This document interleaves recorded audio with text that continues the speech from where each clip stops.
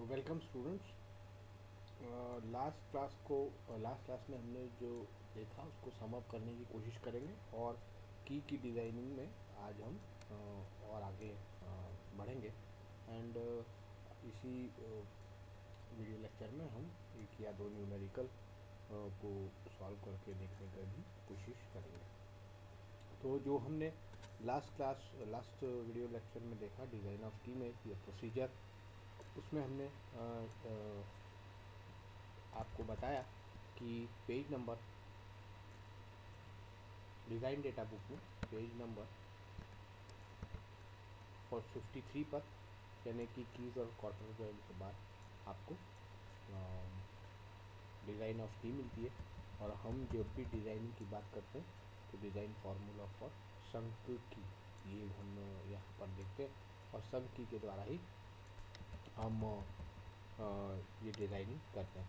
साथ ही साथ हमने फेलियर्स ऑफ की को भी देखा और साथ ही साथ मैंने आपको table number 5.1 dimension of parallel की एंड कीवेज, इसके बारे में भी हमने देखा कि शाफ्ट डायमीटर यदि 6 से 8 हो फॉर एग्जांपल तो width b is equal to 2 और height is equal to 2 and then key way depth in shaft 1.2 और in hub 1.0 और ये संक की मतलब half of portion is in shaft and half of portion is in hub और length of the key must be in between 6 to 20।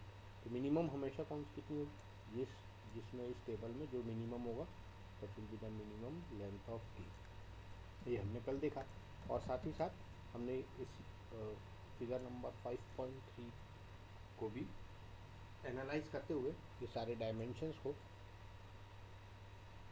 दिए गए table में जो dimensions हैं उनको भी देखने की कोशिश की, समझने की कोशिश की। इसके बाद एक और टेबल दिया हुआ है, टेबल नंबर 5.2 डायमेंशन ऑफ गिव हेड कीज एंड कीवेज, ये है पेज नंबर 55 में। तो इसमें आप देखते हैं कि shaft diameter, key size, keyway depth, range of key length, diameter from height, width, height of गिव head, shaft hub, minimum maximum. तो इस तरीके से हम इसको देखते हैं। तो ये जब हम देखते हैं तो ये देखिए यहाँ पर आपको दिखेगा कि टेपर, लेंथ और ये ब्रेड्थ अप्रॉक्सीमेटली एच और एच अप्रॉक्सीमेटली, ये सब गिव हेड की जो है, जो हमने कल बहुत सारे देखे थे इसमें की गिव हेड होती है, तो उसका भी हमको ये टेबल दिया हुआ है, टेबल नंबर 5.2 डायमेंशन ऑफ गिव हेड की एंड कीवे। तो ये भी एक की का टेबल आपको दिया हुआ है, लेकिन हम इस की का टेबल जनरली प्रयोग नहीं करते। हमको जनरली संक की जो रहती है पैरेलल की या पैरेलल की या स्क्वायर की, हम उसी की डिज़ाइन करते हैं। और इसको देखते हुए आगे बढ़ते हैं और हम हमारे जो नोट्स में भी मैंने आपको कल बताया था कि जो एक फैक्ट्री में एक थंब रूल चलता है फैक्ट्रीज में या जो वर्क प्लेस पर, कि width of key must be always equal to length of key divided by 4 और थिकनेस इज इक्वल टू या height is equal to length of key divided by 6 और total length will be equal to 1.5 D. इसे एक बार और देखने की कोशिश करता है।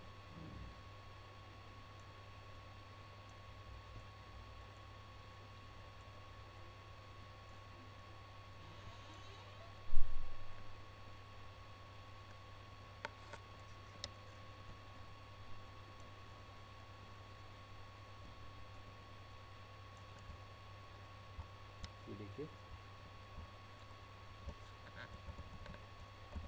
यहाँ पर हमने कल देखा था कि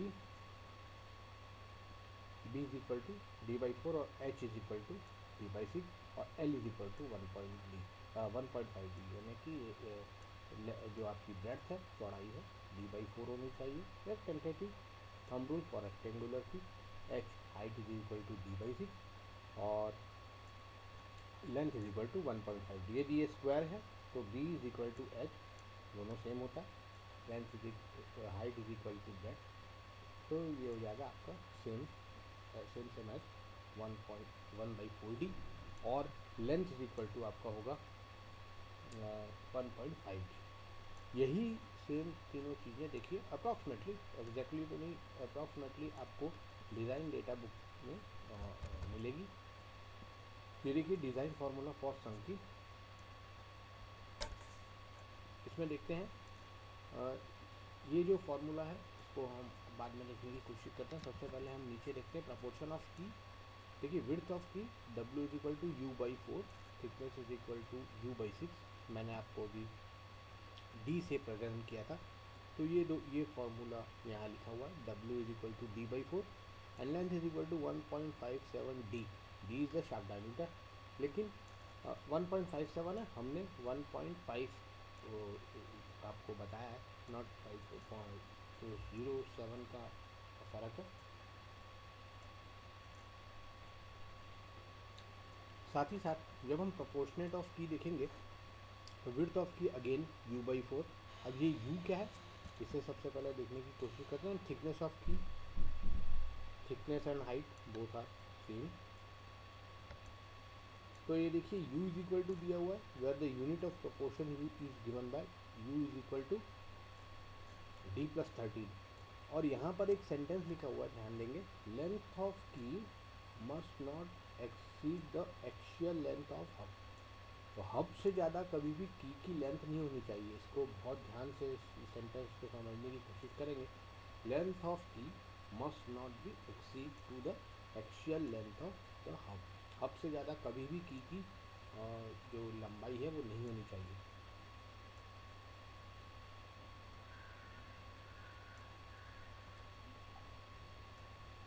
आइए अब हम देखते हैं इन दोनों फार्मूलेस को, कल हमने देखा ही है, और इस फार्मूले को भी देखने की कोशिश करते हैं। फॉर अ की 5.1 को, for a key equally strong in crushing and share. एक, यदि हम हमेशा जानते हैं कि जो की जब भी हम स्ट्रेसेस को देखते हैं तो लास्ट के कई शाफ्ट को या आपकी कॉटन जॉइंट या नकल जॉइंट की डिज़ाइन हो, तो ये दोनों ही में हम हमेशा जब भी क्रशिंग या शेयर इन दो स्ट्रेसेस पे प्रयोग करते हैं तो हम क्या देखते हैं, हमेशा crushing is greater than share. Crushing is greater than share, तो हम हमेशा ऐसे ही सोचते हैं crushing is greater than share.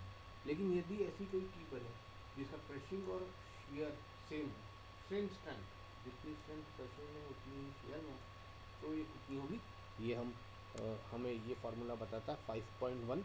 इसे कैसे निकाले हैं, कैसे निकालेंगे, तो ये सेंटेंस में ही उसको निकालना लिखा हुआ है, और बिल्कुल साइमल्टेनियसली हम इन दोनों को आमने सामने रखेंगे और ये हमें ये T/W is equal to 2 tau divided by sigma C ये मिलेगा। तो कैसे मिलेगा, तो for a key equally strong in crushing and shear. तो how equally strong in crushing and shear, हमको पता है फेल्यूर दो तरीके के होते हैं। पहला, the resistance to shearing is WL tau T/2 is equal to T and the resistance to crushing is ये इज इक्वल टू T। यानी क्रशिंग के लिए फेल्यूर दिया हुआ है, ये फार्मूला दिया हुआ है 5.5 एंड शेयर के लिए फार्मूला दिया हुआ है 5.4। तो ये बोथ जो है ये टॉर्क से सापेक्ष में दिए हुए हैं। कल भी मैंने आपको बताया, इसको भी हम इन दोनों फार्मूले को यदि टी के, क्योंकि शेयर एंड क्रशिंग इक्वल है, तो यदि हम इन दोनों को एक साथ रखेंगे that is WL tau divided D/2 is equal to T/2 L sigma C D/2। यदि इसको इक्वेट कर देंगे 5.4 और 5.5 को as both are equal to T, तो हमें ये एक्सप्रेशन मिलेगा 5.1। जब शेयर और जब की क्रशिंग और शेयर में इक्वली स्ट्रॉन्ग है, दोनों सेम है या बराबर है, तब हम इन दोनों फार्मूलेस को फेल्यूर्स को सामने रखते हुए ये एक्सप्रेशन हमारा आएगा, where T is the thickness of key and width of key. ये इस तरीके से हम लिखते हैं।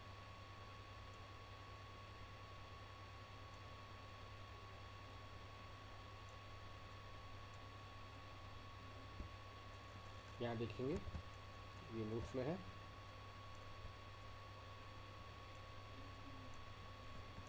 ये देखिए कल हमने ये डिस्कस किया था कि एग्जाम्पल सबसे पहले ये फॉर्मूला जिसको अभी हम देख रहे थे इसको देखने की कोशिश करेंगे, ये सही है क्या?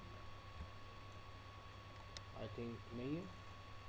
इक्वली स्ट्रॉन्ग क्रशिंग हो तो ये सिर्फ हमने लिख दिया है, बट यदि आप ये आमने सामने रखेंगे तो दैट विल बी नेचुरली उतना ही आएगा। ये आपको मैं अभी और बता देता हूँ। अब हम सबसे पहले इस फॉर्मूले को देखते हैं, फेल्यूर्स ऑफ टी को।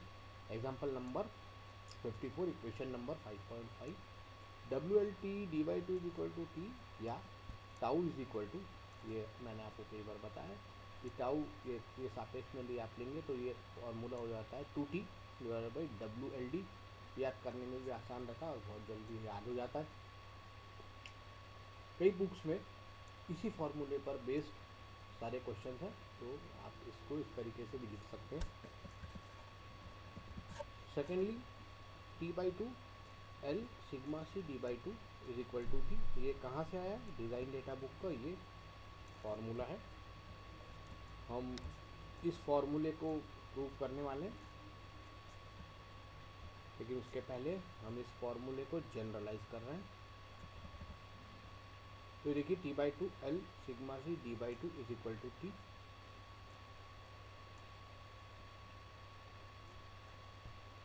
ये देखिए ये यहाँ पर लिखा हुआ 5.5, तो sigma C is equal to ये 2 इंटू 2 ये 4t हो गया, और T L W sorry T L small D, ये इस तरीके से दूसरा फार्मूला हो गया। मतलब टाउ के सापेक्ष में यदि आप इक्वेशन नंबर 5.4 लिखेंगे तो जनरली ये 2t divided by W L D ही लिखते हैं। सिग्मा सी के सापेक्ष में लिखेंगे तो 4t divide by T L D इस तरीके से लिखेंगे।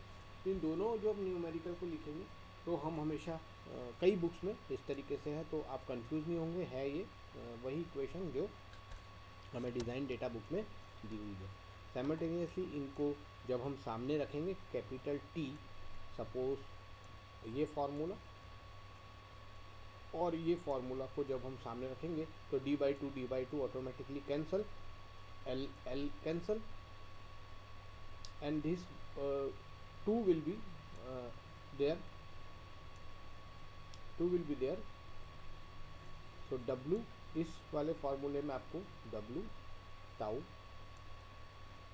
और सिर्फ W और टाउ मिलेगा, जबकि यहाँ पर आपको T by two sigma C ही मिलेगा। तो ये जो 5.1 हमने ये जो आया है यहाँ पर इक्वली स्ट्रॉन्ग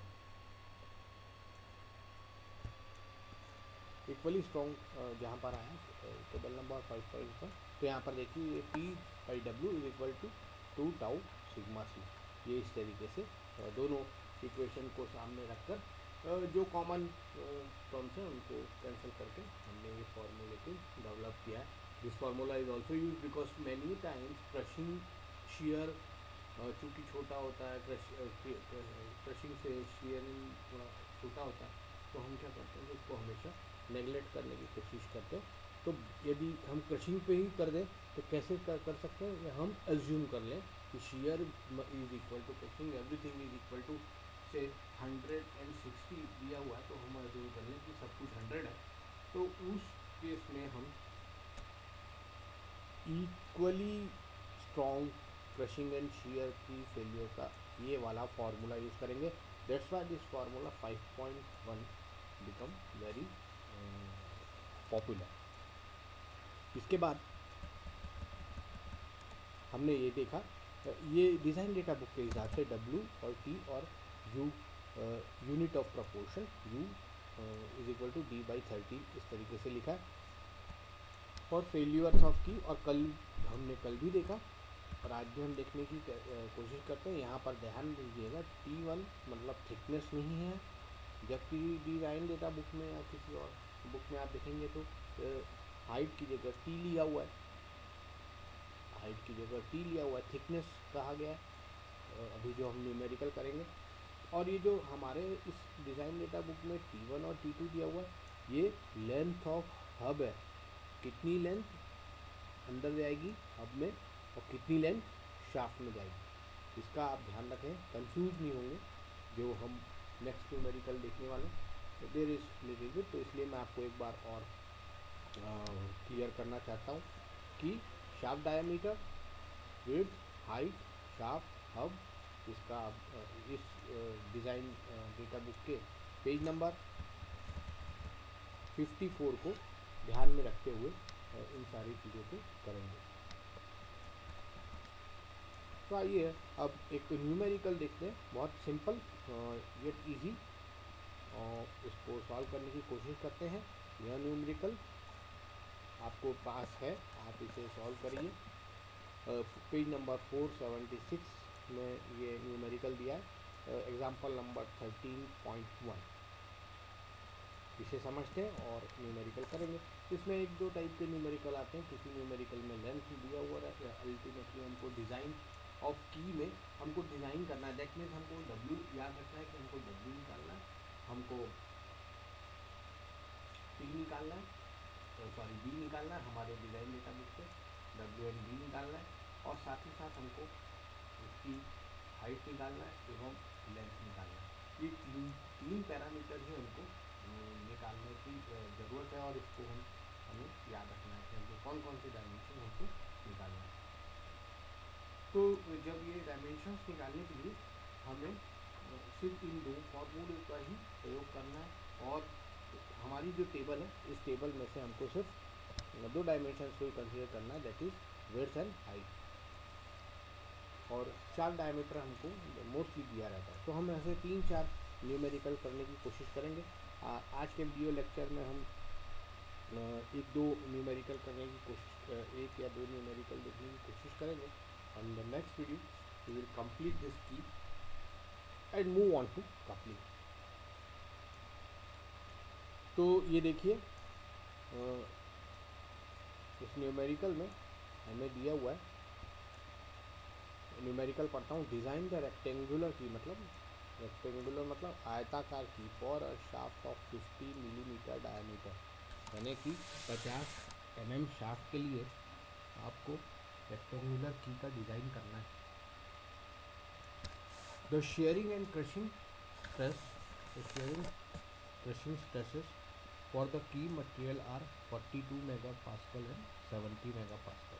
तो ये क्या दिया हुआ है, क्रशिंग और शेयर स्ट्रेस दिया हुआ है की का, किसके लिए, की मटेरियल के लिए। ये ध्यान देंगे मटेरियल को, की मटेरियल के लिए हमको शेयरिंग एंड क्रशिंग स्ट्रेस दिया हुआ है 42 मेगापास्कल और 70 megapascal. Given small D equal to 50 mm। ये क्या आ गया है आपका, ये शाफ्ट का डायमीटर आ गया। एक बार हिंदी में भी इसको समझ लेते हैं कि आपको एक आयताकार कुंजी, की मतलब कुंजी, कुंजी का डिज़ाइन करना है कितने mm शाफ्ट के लिए, 50 mm शाफ्ट के लिए, 50 mm शाफ्ट के लिए। तो हमको क्या करना है, the shearing and crushing stress दिया हुआ है जो कि 42 मेगापास्कल और 70 मेगापास्कल है। मेगापास्कल मतलब 10⁶ न्यूटन पर मिलीमीटर स्क्वायर। तो यहाँ पर देखते हैं, the rectangular key is design as discuss below. तो किस तरीके से इन्होंने डिज़ाइन किया। तो यहाँ से सबसे पहले हम, अब देखिए जब हम इस बुक से देखेंगे तो हमको जो हमारे डिज़ाइन डेटा बुक में वेरिएशंस मिलेंगे, तो इसलिए हम आपको बोलते हैं कि भाई आप पहले जो भी काम करना अपने डिज़ाइन डेटा बुक से करिए, सो आपके आंसर्स सेम आएंगे। तो यहाँ पर देखिए 50 mm शाफ्ट के लिए डिज़ाइन करना है। सबसे पहले देखते हैं width of key W, thickness of की T। ये 16 और 10 लिया है। कहाँ से लिया, इन्होंने जो टेबल है इनका फ्रॉम टेबल नंबर 13.1, जहाँ पर भी इनका टेबल होगा तो उस टेबल से इन्होंने शाफ्ट का डायमीटर लिया है। तो चलिए इनका टेबल भी देखने की कोशिश करते हैं ताकि हमको थोड़ा सा आइडिया हो। देखता हूँ मैं यहाँ पर मिलेगा। हाँ ये देखिए, इन्होंने शाफ्ट डायमीटर 50 के लिए की क्रॉस सेक्शन विड्थ 16 और 10 ये यहाँ से सिलेक्ट किया। अब ये इनके हिसाब से shaft diameter up to and including, यहाँ तक 50 से लेकर shaft diameter up to and including, इन्होंने जो डायमीटर लिया हुआ है, इसकी जो थिकनेस है, इन्होंने डायरेक्टली पूरा दिया हुआ है। ये देखिए 85, 95, 110, 130, 150 एंड अप टू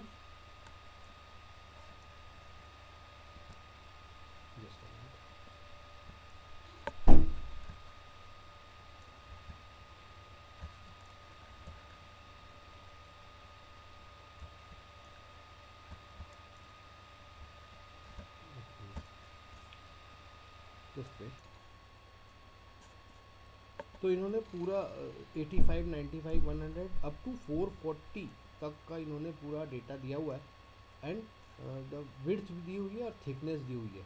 ये ध्यान रखिए कि हर जगह आपको इस तरीके का डिफरेंसेस मिलेंगे कि किसी ने कुछ अज्यूम किया, और इसलिए हम कहते हैं कि हमेशा आप डिज़ाइन डेटा बुक को प्रयोग करिए। ये देखिए यहाँ पर इन्होंने IS 2292-97-4 के हिसाब से इसको डिज़ाइन किया है, एंड द विड्थ की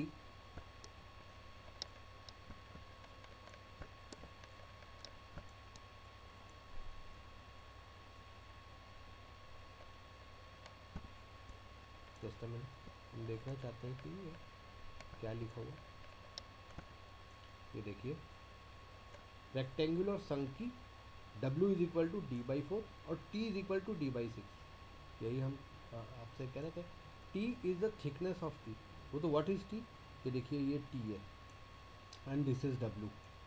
तो ये थिकनेस इन्होंने इसको T लिया है।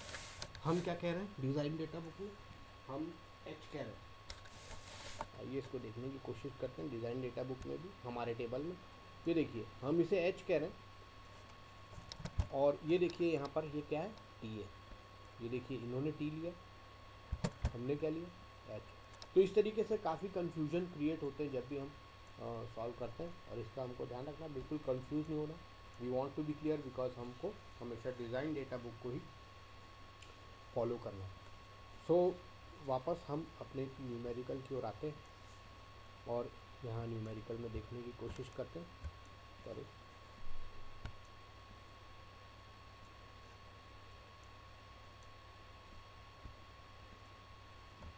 और हम हमारे न्यूमेरिकल में आते हैं, और हम तो इन्होंने ये टेबल फॉलो किया वॉट एवर जो भी थे, लेकिन हमको design data, because design data is only allowed in the examination. अब देखिए यहाँ पर कैपिटल T = ये 16 और 10 आया। ध्यान देंगे आप इसी न्यूमेरिकल को आप अपनी डिज़ाइन डेटा बुक से, यदि हम देखें 50 mm के लिए, तो हम क्या, हमारे कितनी वैल्यू आती है इसको देखने की कोशिश करते हैं। देखिए हमारा जो है 44 से 50, मैक्सिमम 50, और यदि हम 50 to 58 लेंगे तो हमारी विड्थ की 16, 10 आ रही है। ध्यान देंगे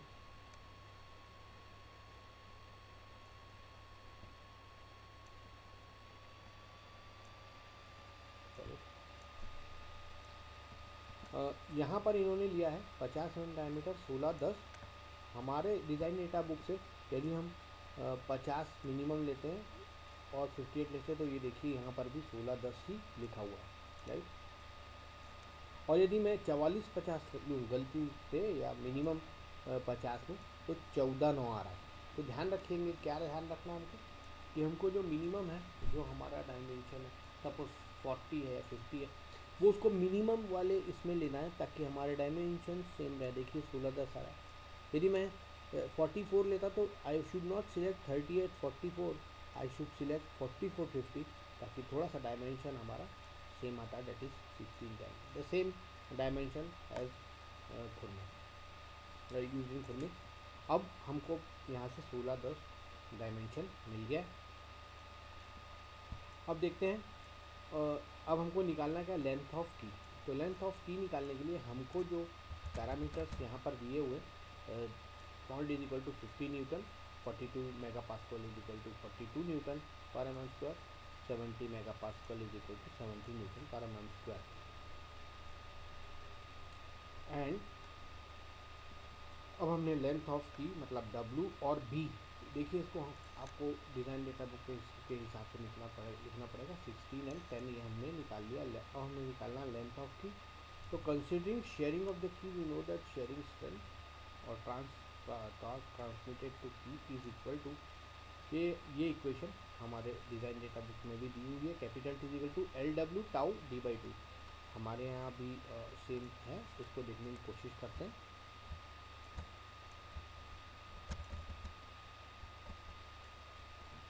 LW tau D/2 is equal to T, this is the first equation 5.4 हम एज इट इज़ रखते हैं। और W का मान हमको W का मान हमको पता है, लेंथ हमको निकालना है, टाउ का मान पता है, D का मान हमको शाफ्ट डायमीटर 50 mm पता है और टॉर्क का मान पता है। यदि ये सब चीज़ें हमको पता हो तो हम L की वैल्यू निकाल सकते हैं। L की दो वैल्यू निकालेंगे। जनरली जब हम डायमेंशंस निकालते हैं डिज़ाइन की ऑफ की में तो हमको L की दो वैल्यू निकालनी पड़ती है और जो दो वैल्यू में सबसे जो लंबी लेंथ आती है दैट इज वो उसको हम सिलेक्ट करते हैं। This is general procedure. तो T इज इक्वल टू ये आया, ये हमने सब कुछ यहाँ रख दिया और रखने के बाद यहाँ से L की एक वैल्यू निकाली एंड दैट टॉर्शन हमने T is equal to π/16 tau D³ निकाला। ये हमारा जनरलाइज फार्मूला है, tau is equal to 16T divided by πD³ और इसमें रख कर हमने ये टॉर्क निकाला। टॉर्क निकालने के बाद हमने सीधे इस टॉर्क को यहाँ रखा और इससे हमने जनरलाइज वैल्यू निकाली लेंथ की, जो कि हमारी आई 61.31 mm। ध्यान देंगे यहाँ पर 61.31 और लेंथ ऑफ क्रशिंग निकाली कैपिटल T। अब हमको T का मान हमको पता है, T का मान हमको पता है, ये L T/2 sigma C D/2। इसको जब हम देखते हैं तो हमारी डिज़ाइन डेटा बुक में ये कुछ इस तरीके से है। दूसरी equation T/2 L sigma C D/2 is equal to T, ये इक्वेशन नंबर 5.5 है।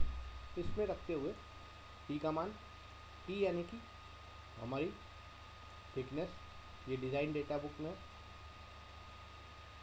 ये ध्यान देंगे T, और इस T का मान कैसे लिया है इसको भी ध्यान देंगे।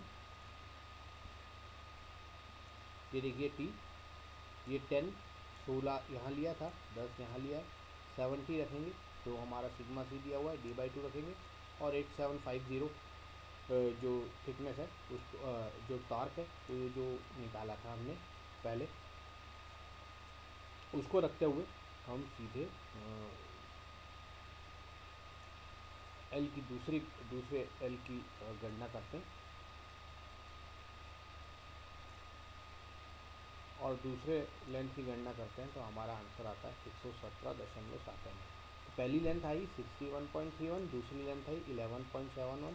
इसको हम घटा बढ़ा के 120 कर सकते हैं बिकॉज हमको शाफ्ट की या हब की लेंथ पता नहीं है, तो हम अपने मन से इसको 120 कर सकते हैं। मतलब कुल मिलाकर आपको जो दो लेंथ आई है उनसे ही आपको जो भी डेटा मिलेगा उस डेटा को आपको जो सबसे बड़ी लंबाई है उसको सिलेक्ट करना है और देना है।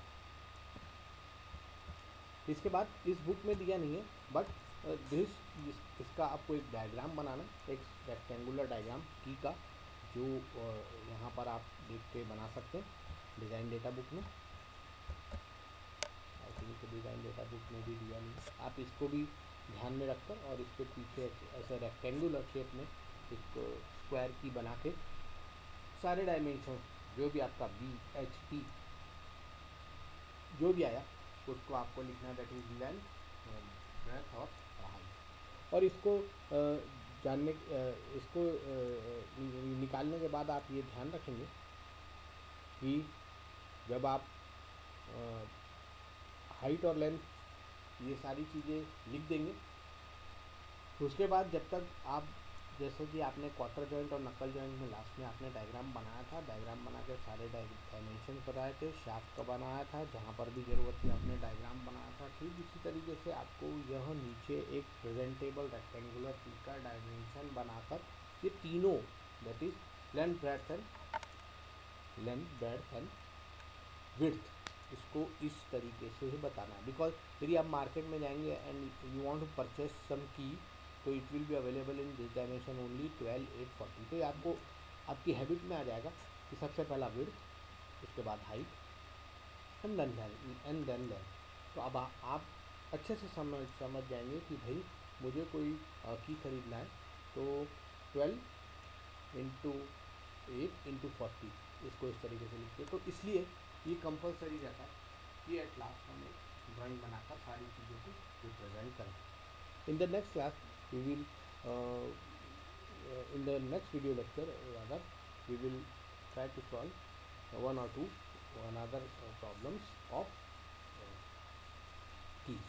Okay, thank you for your kind attention.